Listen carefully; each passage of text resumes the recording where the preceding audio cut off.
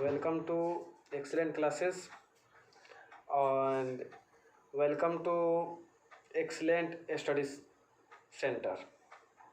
हम लोगों ने अपने YouTube पर excellent classes घोरासान करके जो नाम था उसे चेंज किया है और उसका नाम जो है excellent study center है। कोविड-19 की वजह से पूरे भारत में शिक्षा का माहौल और सारी जो व्यवस्था है वो सभी बंद है। इसलिए सभी जगह शिक्षण संस्थानों में यह देखने को मिल रहा है कि हमें ऑनलाइन पढ़ाया जा रहा है। तो इस संदर्भ में मैंने भी सोचा कि मैं भी कुछ ऑनलाइन पढ़ा सकूं। इससे पहले भी हमारी कोशिश रही है और हमने पढ़ाया भी है जूम ऐप पे। जूम ऐप पर काफ़ी प्रॉब्लम आ रहा था, इसलिए हमने जूम ऐप को छोड़ दिया और अब हम यूट्यूब पर क्लासेस लेकर आएंगे और ये क्लासेज आपको सब्जेक्ट वाइज टॉपिक वाइज मिलेंगी।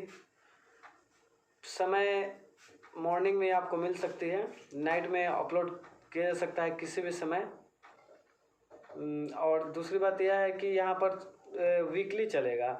अगर एक सप्ताह चल रहा है साइंस तो दूसरे सप्ताह आपको मैथमेटिक्स देखने को मिलेगा।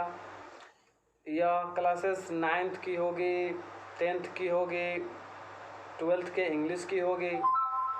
सबका अलग अलग समय निर्धारित किया जाएगा कि कितने बजे सबका वीडियो मिलेगा। तो चलिए हम स्टार्ट करते हैं। तब आज हम लोग 10वीं कक्षा का पहला जो चैप्टर है फिजिक्स का, प्रकाश का परावर्तन, जिसे हम अंग्रेजी में रिफ्लेक्शन ऑफ लाइट के नाम से जानते हैं। यह बहुत ही महत्वपूर्ण टॉपिक है। अगर आप इसे देखना चाहें कि यह इससे क्वेश्चन पूछता है या नहीं पूछता है या कभी पूछा है नहीं, तो आप क्वेश्चन बैंक का सहारा ले सकते हैं। प्रीवियस ईयर पेपर जब आप जाएंगे तो ढेरों क्वेश्चन आपको इस चैप्टर से आपको मिलेंगे। यहाँ तक कि इससे मिलेंगे कि प्रकाश के अपवर्तन के कितने नियम होते हैं। सबसे तो पहला क्वेश्चन यहाँ पर बन रहा है, प्रकाश का अपवर्तन क्या है, आखिरकार यह क्या है, इसके कितने नियम होते हैं, यह क्या है, इसके नियम कितने होते हैं। यह क्वेश्चन तो कई बार पूछा जा चुका है। यह आपके लिए VVI है, ऑब्जेक्टिव में आपको पूछेंगे ही, नहीं पूछने का कोई सवाल ही नहीं बनता है। तो देखिए यहाँ पर मैं ऐसा इसलिए कह रहा हूँ कि प्रत्येक साल या तो फर्स्ट सिटिंग में या सेकंड शिफ्ट में ऐसे क्वेश्चन पूछा जाता रहा है। तो इसी बेसिस पर मैं यहाँ बोल रहा हूँ। ऐसा नहीं है कि कोई मेरा बोर्ड में बातचीत है।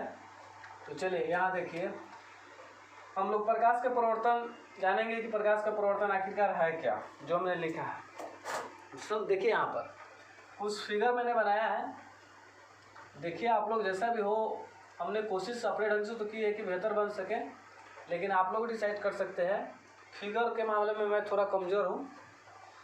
देखिए यहाँ पर प्रकाश का जब भी पूछा जाए कि प्रकाश का प्रवर्तन क्या है, तो इसका आंसर हम कैसे देंगे।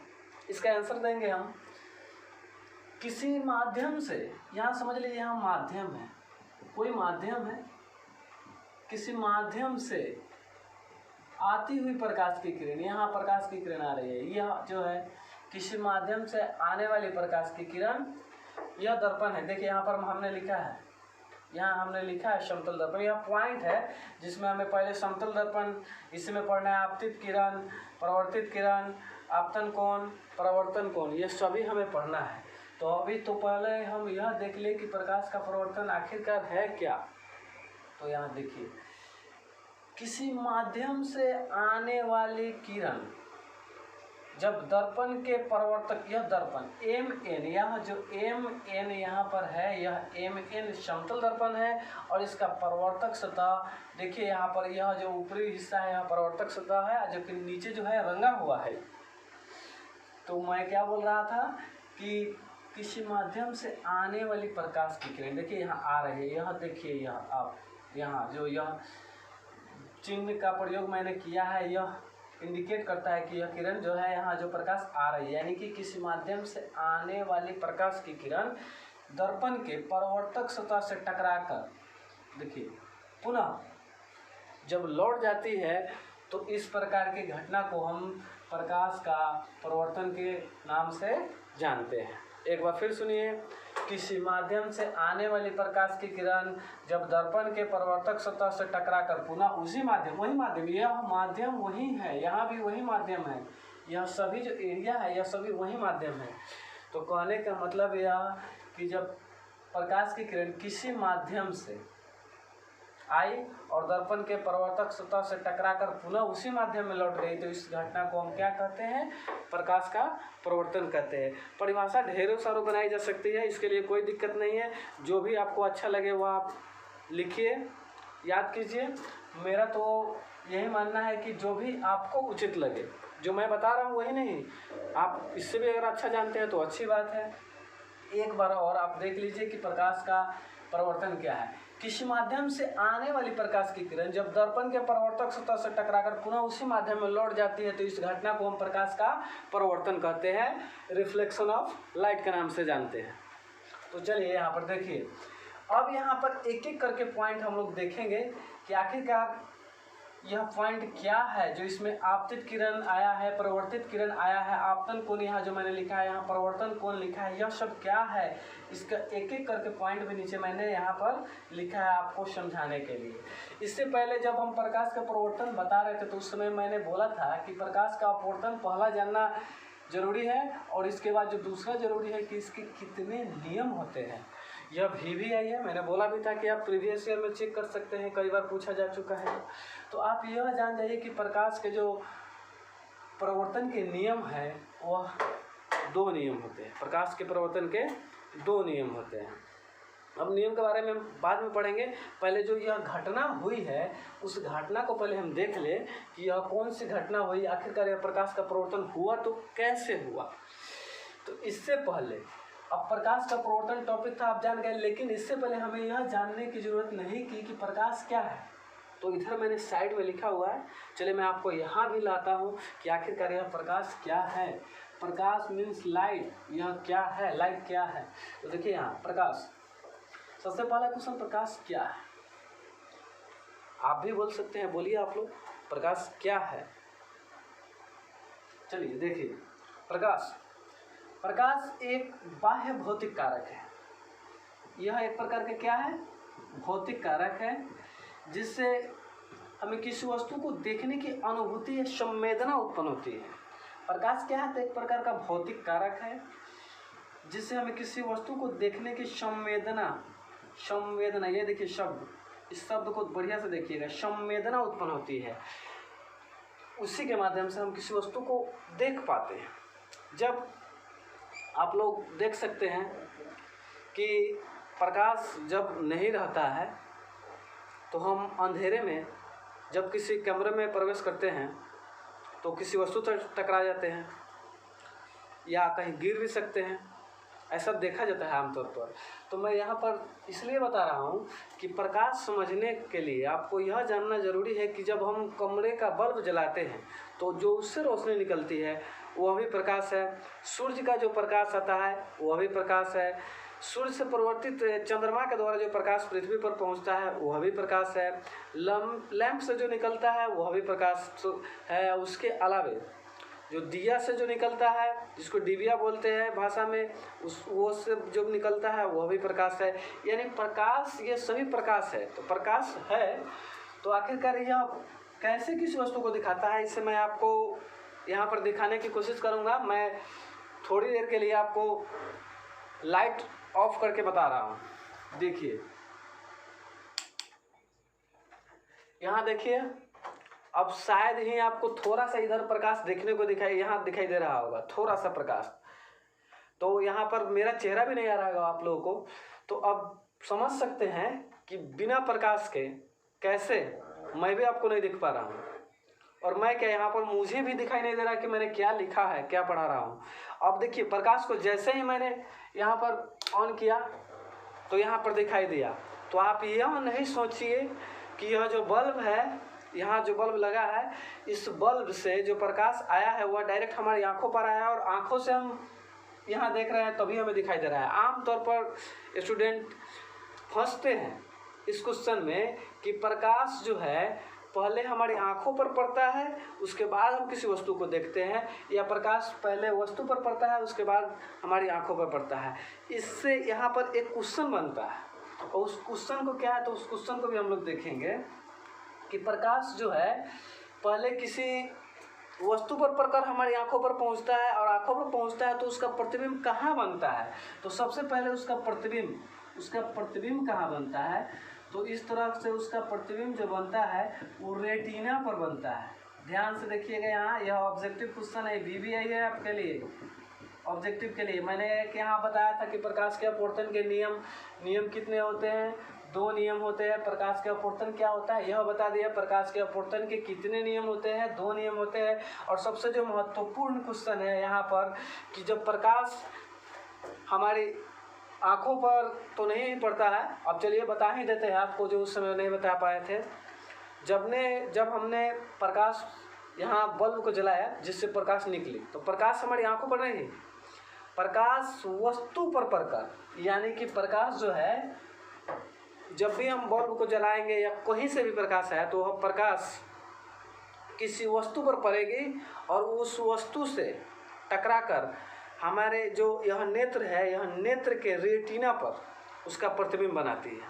यहीं से क्वेश्चन आता है कि जब प्रकाश वस्तु से टकराकर मानव नेत्र पर पड़ती है तो उसका प्रतिबिंब कहाँ बनता है, तो उसका प्रतिबिंब रेटिना पर बनता है।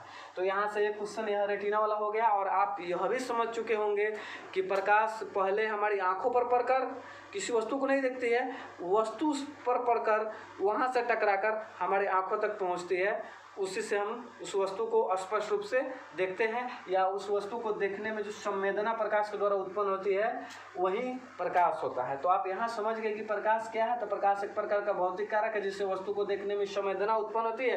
प्रकाश किसी वस्तु से टकराकर हमारे आँख के रेटिना पर प्रतिबिंब बनाती है जिससे हम उस वस्तु को स्पष्ट रूप से देख पाते हैं। अब देखिए, प्रकाश एक प्रकार का कण भी है। प्रकाश क्या है, तो कण है। और इसकी पुष्टि के लिए मैं आपको बता दूं कि यदि किसी का घर खपड़े का है तो खपड़े के घर में आप कहीं कहीं छिद्र देखे होंगे, और उस छिद्र से जो प्रकाश, यहाँ से 2 क्वेश्चन बनेगा, आपको देखना होगा। यहाँ उस छिद्र से जब प्रकाश होकर गुजरती है तो वह टेढ़ी मेढ़ी ऐसे नहीं चलती है, वह टेढ़ी मेढ़ी ऐसे नहीं चलती है, वो सरल रेखा में चलती है। तो यहाँ पर एक क्वेश्चन यहाँ पर बन गया कि प्रकाश जो है कैसा चलता है, तो वह सरल रेखा पर चलता है। सरल रेखा, या आप उसको सीधी रेखा भी बोल सकते हैं। सीधी रेखा पर प्रकाश जो है सरल रेखा या सीधी रेखा पर चलता है। तो यहाँ से एक क्वेश्चन यह बन गया कि प्रकाश कैसे चलता है, तो सरल रेखा या सीधी रेखा पर चलता है।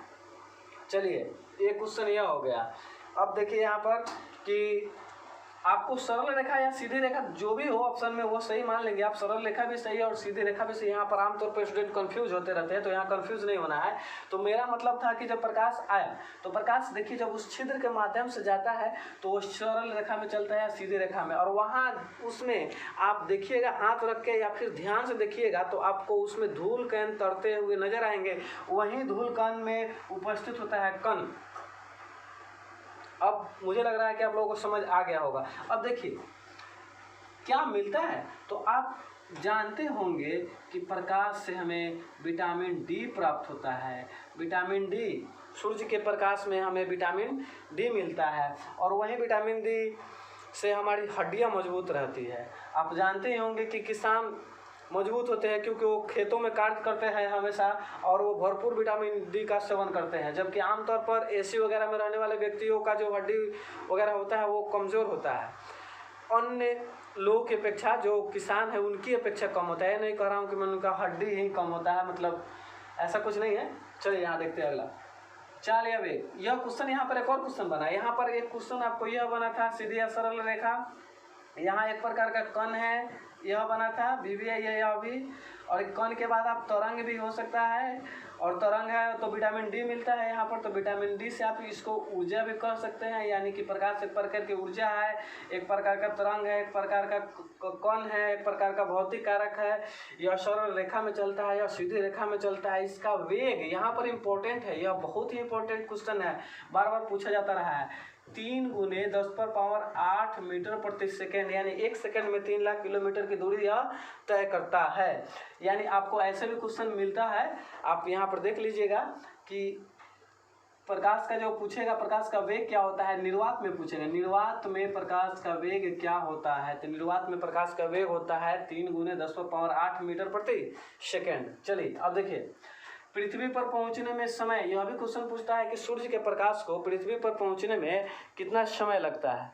यह क्वेश्चन पूछते रहता है कि सूर्य के प्रकाश को पृथ्वी तक पहुंचने में कितना समय लगता है, चंद्रमा के प्रकाश को पृथ्वी पर पहुंचने में कितना समय लगता है। तो चलिए इसको भी देख लेते हैं। तो पृथ्वी पर जो सूर्य का प्रकाश है, या सूर्य का जो प्रकाश है, इसको पहुंचने में आपको समय जो लगता है 8 मिनट 20 सेकेंड, 8 मिनट और 20 सेकेंड। आप कहीं कहीं लगभग 8 मिनट भी दिया जाता है, ऑप्शन के हिसाब से सही होता है 8 minute 15 second, 8 minute 19 second, 8 minute 20 second. आप देख सकते हैं अलग अलग किताब में अलग अलग मेंशन है, अलग अलग जैसे लिखा हुआ है। तो चलिए यहाँ प्रकाश से आप समझ चुके, अब हम लोग फिर से लौट आते हैं कहाँ, प्रकाश के प्रवर्तन पर। तो प्रकाश के प्रवर्तन में समतल दर्पण था, वहाँ पर आपतित किरण आ रही थी, परावर्तित किरण थी, आपतन कोण था, प्रवर्तन कोण था। इसको एक एक करके हम लोग देखेंगे। चलिए देखिए, यहाँ देखिए कोई माध्यम बोले थे, यह माध्यम है, यहाँ से प्रकाश की किरण आ रही है, तो आप सिंपली समझ सकते हैं कि किसी माध्यम से आने वाली किरण को आपतित किरण कहते हैं। यहाँ खत्म, यह खत्म। देखिए कितना आसान है, किसी माध्यम से आने वाली किरण को आपतित किरण कहते हैं, खत्म हो गए। चलिए यहाँ देखिए परावर्तित किरण, तो जो यहाँ दर्पण से टकराकर लौट जाने वाली किरण को परावर्तित किरण कहते हैं। दर्पण से या दर्पण के परावर्तक सतह से टकराकर लौटने वाली किरण को हम परावर्तित किरण कहते हैं। यहाँ देख सकते हैं आप, चिन्ह से भी देख सकते हैं, यह जो मैंने यहाँ सिंबल दिया हुआ है, यहाँ संकेत जो कर रहा है, यह इंगित कर रहा है कि यह ऊपर की तरफ जा रही है। तो दर्पण के परावर्तक सतह से टकराकर जो ऊपर की तरफ जाती है, तो उसे हम परावर्तित किरण कहते हैं। और यहाँ देखिए आपतित किरण और परावर्तित किरण के बीच में जो dot dot dot dot dot dot जो बना है, यह है अभिलंब। क्या है? अभिलंब। यानी कि इसको आप परिभाषा हम कैसे दे सकते हैं, तो आपतित किरण और परावर्तित किरण के बीच खींचे गए लंब को, यानी 90 डिग्री का रहता है, खींचे गए लंब को हम अभिलंब कहते हैं। आपतित किरण परावर्तित किरण के बीच खींचे गए लंब को हम अभिलंब कहते हैं। चलिए अगला देखिए, अब यहाँ पर क्या है आपका, तो आपका बच गया आपतन कोण। आपतन कोण के बारे में देखिए, तो आपतन कोण क्या है, देखिए यहाँ पर आपको स्पष्ट, यह क्या है, अभी मैंने बताया यह अभिलंब है, यह अभिलंब है और यहाँ आपतित किरण है। तो आपतित किरण और अभिलंब के बीच के बने कोण को आपतन कोण कहते हैं। इसे आई से सूचित किया जाता है। आपतित किरण और अभिलंब के बीच के बने कोण को हम आपतन कोण कहते हैं। अगला देखिए, यहाँ परावर्तित किरण और अभिलंब के बीच के बने कोण को परावर्तन कोण कहते हैं और इसे आर से सूचित किया जाता है। यह परावर्तन कोण जो है, अभिलंब और परावर्तित किरण के बीच के बने कोण को हम परावर्तन कोण कहते हैं, इसे आर से सूचित किया जाता है। हो गया।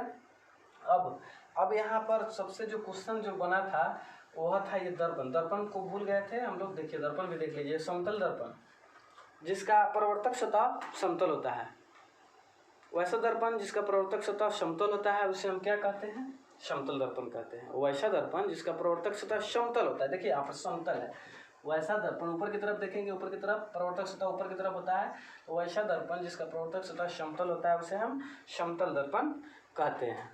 अब यहाँ पर जो जगह है थोड़ा, तो मैं यहाँ पर यह बता दूं कि आखिरकार इसके जो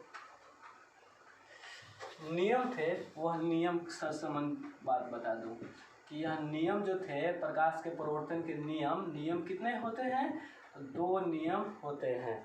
अब ये 2 नियम आप देखिए क्या क्या होता है, तो जो आपतन कोण होता है, आपतन कोण बराबर होता है परावर्तन कोण के। पहला नियम। दूसरा नियम, आपतित किरण परावर्तित किरण और आपतन बिंदु पर डाला गया लंब तीनों एक ही तल में होता है। तो यहाँ आप देख सकते हैं कि प्रकाश के अपवर्तन का जो नियम होता है वो हमने बताया था कि प्रकाश के अपवर्तन के नियम होते हैं दो। तो दो नियम इस प्रकार है। आपतन कोण मतलब आई, यह कोण का सिंबल है, कोण का। यहाँ आपतन कोण किसके बराबर होता है? परावर्तन कोण के बराबर होता है। और यह देखिए आपतित किरण, परावर्तित किरण और आपतन बिंदु पर, यह आपतन बिंदु है, यह आपतन बिंदु है। आपतन बिंदु पर जो डाला गया लंब है वह तीनों जो है एक ही तल में, यह भी यहाँ आ रहा है, यह भी यहाँ आ रहा है और यह भी, यानी आपतित किरण, परावर्तित किरण और आपतन बिंदु पर डाला गया अभिलंब तीनों एक ही तल में होता है। आपतन बिंदु भी समझ गए होंगे आप कि आपतन बिंदु क्या है। तो जिस बिंदु पर आपतित किरण, परावर्तित किरण और अभिलंब स्थित होते हैं उसे हम आपतन बिंदु कहते हैं। तो आपने पढ़ा आज प्रकाश का परावर्तन और जो प्रकाश का परावर्तन है, यह मुझे पूरी उम्मीद है कि आप लोगों को अच्छा लगा होगा।